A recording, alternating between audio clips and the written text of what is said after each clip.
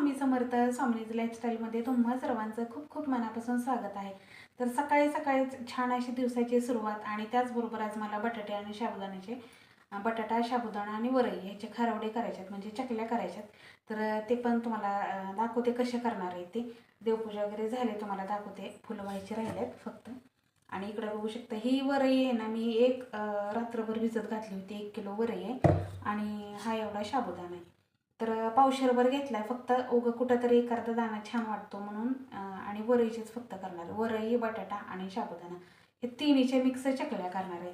तर कशा करणार आहे हे पण तुम्हाला दाखवते, पण त्या अगोदर आपली देवपूजा ही तुम्हाला दाखवते। देवपूजा झाली आत्ताच, फुलं व्हायची राहिलेली आहेत बागेतली।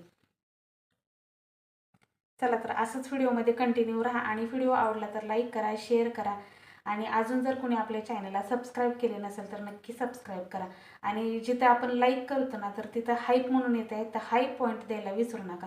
मोठ्या व्हिडिओला हाईप पॉईंट दिला ना तर आपलं यूट्यूब आहे ना जास्तीत जास्त लोकांपर्यंत व्हिडिओ शेअर करतो। बाकी काय नाही, तर व्हिडिओमध्ये कंटिन्यू राहा।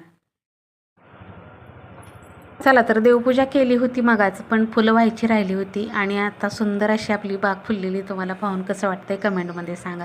माझ्या नेहमी तोंडात मला बरेच जण म्हणतात तुझ्या नेहमी तोंडामध्ये प्रसन्न, पॉझिटिव्ह आणि नेहमी सुंदर असे शब्द का नेहमी असतात। तर मला असं वाटतं की आपलं तोंड आहे, ज्या तोंडाने आपण वाईट पण बोलतो आणि चांगलं पण बोलतो। मी तर कधी कोणाला वाईट बोलत नाही बाबा, मला नेहमी ह्या तोंडाने चांगलंच बोलायला आवडतं। पण मी तेच म्हणते की आपलं एकच तोंड आहे, त्याच तोंडाने आपण असे दोन्ही प्रकारचे शब्द बोलतो। तर चांगलंच बोललं तर किती आपल्या म्हणजे ह्याच्यात पुण्य, आपल्या नशिबी पुण्याचा साठा जास्त पडेल असं मला वाटतं। त्यामुळे ना नेहमी माझे असं दुसऱ्याविषयी किंवा कोणाही विषयी असो, कोणीही असो, मला असं वाईट कोणाला बोलायला आवडत नाही किंवा असं धडकन कोणाचं मन दुखेल असं पण बोलायला आवडत नाही। त्यामुळे नेहमी जसं माणूस असतो तसंच त्याला राहायला आवडतं आणि तसेच त्याचे शब्दसुद्धा तोंडातून निघतात। त्यामुळेच मला आहे ना कधी कोणाचं मन दुखवायला आवडत नाही, माझ्यापासून कोणाचं कधी मन दुखेल असं मी कधी वागत नाही। आणि नेहमी मला असं वाटतं की प्रसन्न पॉझिटिव्ह राहावं। तर माझे व्हिडिओ पाहूनसुद्धा तुम्हाला नेहमी मला कमेंटसुद्धा येतात बरं का, ताई तुमचे व्हिडिओ पाहून खूप प्रसन्न वाटतं, पॉझिटिव्ह वाटतं। तर असं काहीच, जशी मी आहे तशीच ती तुम्हाला दिसते आणि तशीच मी रिअल लाईफमध्ये आहे। जर कोणाला वाटत असेल तर त्यांनी नक्कीच येऊन भेटसुद्धा द्या, त्यावेळेस तुम्हाला समजेल की मी कशी आहे रिअल। जशी आहे व्हिडिओमध्ये, जशी तुम्हाला दिसते दाखवते मी तशीच रिअल आहे। मला कधीही कोणाविषयी वाईट असं करू वाटत नाही, कधी मी कोणाची निंदा नालस्ती करत नाही आणि कुठं माझं घर सोडून कुठं जातही नाही मी असले उद्योग करायला, असं मला वाटतं। त्यामुळे मी जशी रिअल आहे तशीच आहे, व्हिडिओमध्ये पण तुम्हाला तशीच दिसते। तर असं आपल्या देवांची छान अशी देवपूजा करून घेतलेली होती मगाच, पण फुलं वाहिल्याशिवाय देवपूजा काही पूर्ण केल्यासारखे वाटत नाही। तर मला फराळाचं उन्हाळं काम करायचं आहे आणि ते केल्याशिवाय मला काही चैन पडत नाही। त्यामुळे मग मी घरातली सगळी कामं पटापट आवरून घेते आणि भर उन्हात वरती जाते टेरेसला घालायला। आता अक्षरशः मला असं वाटत होतं की एवढं मोठं माझं दुखणं झालं आहे तर नको करायला यावर्षी उन्हाळं काम, पुढच्या वर्षीपासून करूया। पण नाही जीव मानला। कसं असतं बघा, आपण केल्याशिवाय आपल्या मुलाबाळांना, आपल्या लेकराला, नवऱ्याला खायला भेटत नाही कुठलीही गोष्ट। त्यामुळे करायची धडपड तितकीच असते। विकत्रीचं मला फारसं काही आवडत नाही, त्यामुळे मी काही म्हटलं कुरड्या वगैरे नाही कराव्या, पापड वगैरे विकत करून मिळतात इथं आमच्या इथं बनवून। तर असं म्हटलं उन्हाळं काम म्हणजे आपले फराळाचे प्रकार फक्त करूया। आज अगदी छोटीशीच रांगोळी काढलेली, कारण रांगोळी काढायला वेळ नव्हता, पण देवपूजा खूप सुंदर झालेली आहे, बघू शकताय तुम्ही। देवपूजा झाली, आता फराळाचं करायला लागते। ह्याच्यात पाणी तापायला ठेवले आणि थोडंसं तेल टाकून घ्यायचं आपल्याला। तेल जास्त टाकायचं नाही, वळवण्याच्या कामाला तेल जास्त टाकत नाही, पण पातेल्याला बुडाला चिटकू नये म्हणून टाकायचं। आता मी ही एक पातेलं पाणी ठेवली, पाण्याला चांगली खळखळ उकळी आली की मग आपल्याला ह्याच्यात वरई टाकायची।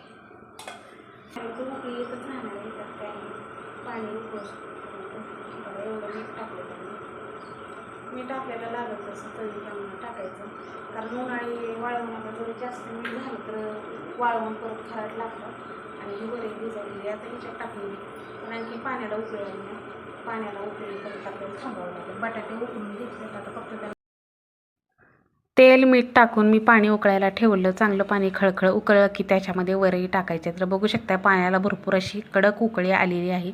आता ह्या कडक उकळलेल्या ह्याच्यामध्ये मला आता ती वरई भिजवलेली टाकायची आहे. 1 किलो साधारण वरई आहे आणि बटाटे काहीतरी 8, 9, 10 असतील. बटाटे अगोदर उकडून घेतलेत आणि वरई तर साबुदाण्यापेक्षा वरईचे खारवडे खूप चांगले लागतात, म्हणजे वरईच्या चकल्या खूप चांगल्या लागतात. आणि आजकाल कसं झालेलं आहे बघा, शाबू कोणताच प्रकाराचा म्हणजे कुठल्याही प्रकारचा शाबू असेल ना खाऊच वाटत नाही. काय झालेलं काय माहिती, त्या शाबूमध्ये काय एवढं आहे की अक्षरशः शाबू खाल्लं की पोटं बिघडतात, पित्त होतं आहे, पोट जडजड येतं आहे.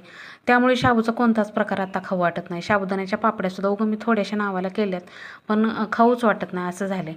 त्यामुळे वरईचं काही असो, मी तर एखादा उपवास असेल ना तर वरई खाते पौर्णिमेला वगैरे, नाहीतर बाकीचे सगळे टोटली उपवास मी फळावरच करते. कुठला उपवास असेल, आता तर मला डॉक्टरने उपवास पण करू नको म्हणून सांगितले. रक्त पण कमी होतं त्यामुळे उपवास पण करू नका म्हणून सांगितलं होतं. पण माझं महिन्याची पौर्णिमा मात्र असते. ती पण आता उन्हाळ्यामध्ये ताक पिऊन, चिक्कू खाऊन, त्याचबरोबर सगळे कुठली फळं आपल्या घरामध्ये असतील ती फळं खाऊन, द्राक्षे खाऊनच मी उपवास करत असते.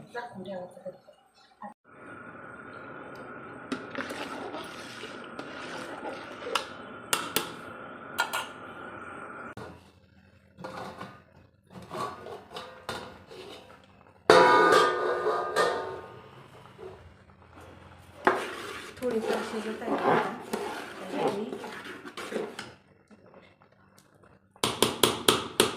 गॅस कमीच केला आहे. मिरची, हिरवी मिरची कांदे उपवासाचा असल्यामुळे फक्त प्लेनच टाकायचं.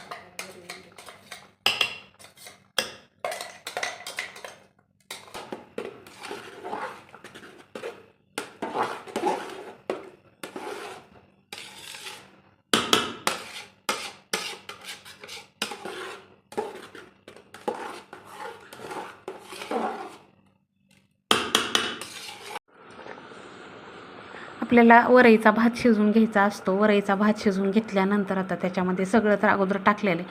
आता फक्त शाबू टाकायचा आणि एक वाफ येऊ द्यायची. आता गॅस तर बंद करायचा शाबू टाकून आणि बरोबर शाबू वाफेवरती वाफलून जातो आणि त्यानंतर खिसलेला बटाटा त्याच्यात ॲड करायचा आणि सगळे एकजीव करून आपल्याला वरती टेरेसला घालायला न्यायचं आहे. इतकं सोपे आहेत हे आपल्याला वरईचे खारवडे. बटाटे असतील ह्या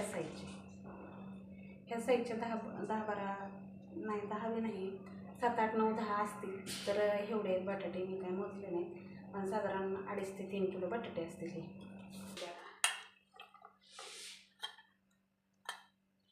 शाबू घातला नाही घातला तरी काही नाही प्रॉब्लेम. शाबू तेवढा आपल्याला पाहिजे तेवढा घालायचा. शाबू घातल्यामुळे दिसायला पण छान दिसते आणि दिसते शाबूच्या बटाट्याचे पण करू शकतो आपण. हात घाण झाल्यानंतर बटाटे खिसते ना मी. हलवून झाकून ठेवायचं. जोपर्यंत आपले बटाटे खिसून होत नाही तोपर्यंत हे आपलं शाबू पण वापरतोय. आता मी गॅस बंद केला याचा.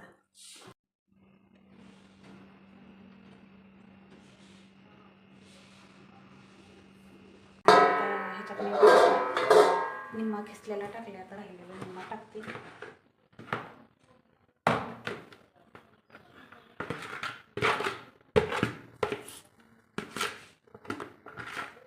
बटाटा का माहिती एवढा चिकट कसा काय झाला, तर लई चिकट आहे बटाटा. बटाटा टाकून घेतला पूर्ण. जेवढे मी बटाटे उकडले होते ना तेवढे सगळे बटाटे ह्याच्यामध्ये घालून घेतले. अगोदर शाबू घातला होता आणि झाकून ठेवलं होतं. आता बटाटा आपल्याला घातल्यानंतर सगळे एकजीव करून घ्यायचं आहे. पूर्ण वरईचा भात आणि बटाटे हे सगळं एकत्र झाले पाहिजे असं सगळं त्याला हे करून घ्यायचं. आणि थोडंसं सैलसरच असतं हे, एवढं काही घट्ट नाही आहे. त्यामुळे हे इझी आहे ना, आपल्याला ह्याच्यामध्ये बटाटा मिक्स होतो. आता थोडंसं लाल कलर येण्यासाठी आहे ना मी मिरची पावडर तर भरपूर टाकलेली आहे, पण मिरचीने कसं पांढराच दिसतो हा कलर, तर आपल्याला मिरची पावडर टाकून घेतली ना तर कलर लाल येतो. पण ही लाल तुम्हाला दिसते जी एवढी मिरची आहे ना, ही आमची देशी घरी काढलेलीच मिरची आहे, म्हणजे आपल्या डंकवर काढून आणलेली घरची मिरची आहे. इतकी लाल आणि इतकी झणझणीत तिखट आहे ना, तर त्याने कलरसुद्धा खूप चांगला येतो. असे काही ती कलरची नव्हती, फक्त ती दिसायला बी लाल आहे आणि तिखट पण तेवढीच आहे, म्हणजे घरी काढलेली आहे ती. पण त्याचा कलर चांगला येतो आणि खरंच त्या मिरची पावडरने माझे जर हाल केले म्हणताय कारण हाताची इतकी आग झाली. तरी शक्यतो मी आहे ना सोऱ्यामध्ये उलटण्यानेच घातलं होतं सगळं, पण तरीसुद्धा माझं इतकं हाताचं आग झाली ना, कारण मिरची पावडर एवढी खूप म्हणजे खूप तिखट आहे. आपली कुठली एखाद्या भाजीमध्ये जर टाकली ना तर लय जपून टाकावी लागते अशी मिरची. आता टेरेसला आले बघा मी भर उन्हात. इतकं ऊन कडक पडलं होतं. साधारण 11:15चा टायमिंग झाला होता मला घरातलं सगळं करेपर्यंत. हे सगळ्या गोष्टी एकटीनेच करायच्या म्हटलं ना, एक एक करेपर्यंत आपल्याला खूप उशीर होतो. आता हे सोऱ्या बघा, हा माझा नखऱ्याचा सोऱ्या. ह्या सोऱ्याने एवढा मला वैताग दिला. हा सोऱ्या नाही काही गोष्टीसाठी खूप चांगला आहे, पण काही गोष्टीसाठी अजिबात चांगला नाही. ह्याच्यात एक टाईम भरपूर चकल्या होतात, 15-16 चकल्या होत असतील, पण ह्याचं काढायचं आणि बसवायचं हेच मला इतकं जड जात होतं की अक्षरशः असं वाटत होतं की तो साधा सोऱ्या असला की पटपट घालून झालं असतं, उघडलं की झालं. पण ह्याचं फिरवा लावा इतकं टेन्शनचं काम होतं. मला तर असं प्रश्न पडलेला, आता माझ्या चकल्या आहेत ना 2 तास तरी काय होणार नाही. कारण बघू शकता तुम्ही पातेल्यामध्ये एवढं पीठ होतं आणि तेवढ्याचं मला एकटीला करायचं खूपच अवघड चाललं होतं.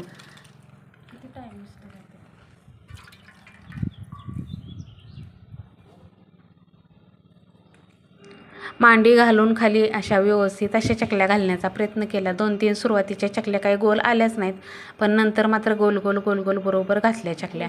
तर खाली बसून मला कसं 2 पायावरती बसता येत नाही, तो मणक्याचा प्रॉब्लेम असल्यामुळे. त्यामुळे मी आपलं खाली बेडशीट टाकलं आणि मांडी घालून आपल्या जेवढ्या चकल्या घालायच्या होत्या तेवढ्या सगळ्या घालून घेतल्या. जवळपास मला ते सगळं करायला आहे ना, मी 11:15ला वरती गेले, 1:15ला खाली आले. एवढा मला टायमिंग झाला होता. पण जाऊ दे म्हटलं, करायचं तर केले तर आता करावं तर लागणारच आहे.